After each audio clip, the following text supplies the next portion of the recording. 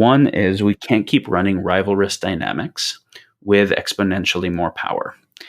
And so rivalrous dynamics can work fine in nature, but as soon as we get techne, we get the capacity to create massive jumps in power where we can increase our predative capacity faster than the environment can increase its resilience to our predative capacity.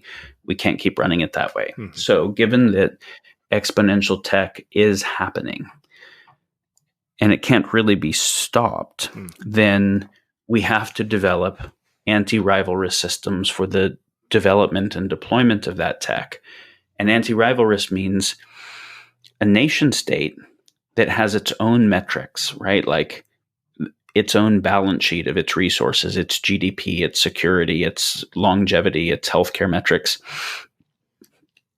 A nation state that can benefit its people independently of and even at the expense of other nations or the commons is a basis for a rivalrous game.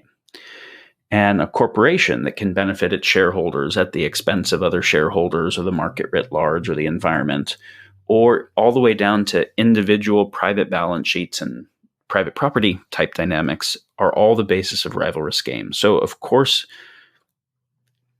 they have been very useful for the kinds of progress we have made thus far. They've been so useful that if I say something like problems associated with private property, people freak out in the way that like fundamentalist religious people freak out when I'm saying that their religion isn't the only truth.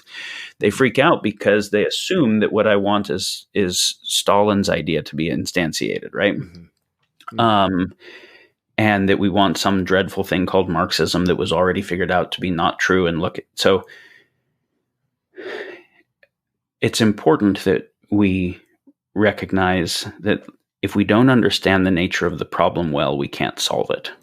If we do understand the nature of the problem well, we might be able to come up with solutions that we've never tried before. Of course, we're not going to suggest previous systems that also sucked. We're going to suggest systems that we haven't done yet that involve new insights and new capacities, but we've got to even define the problem well to know what we're trying to solve.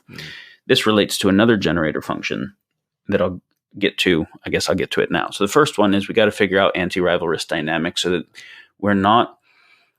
Something else to understand about the rivalry is it's not just us going to physical warfare with each other or competing for economic extraction from the planet or figuring that to increase on profit margins, we externalize more of our cost to the commons in the form of pollution. It's also that in a rivalrous game, true information about reality is a source of strategic competitive advantage. If I know where the gold is or where the water is or whatever as a tribe, but there's not enough for the other tribe, then I want to hoard that information from ourselves. And because I don't want the other tribe to stumble upon it, I even want to disinform them about where it is, right?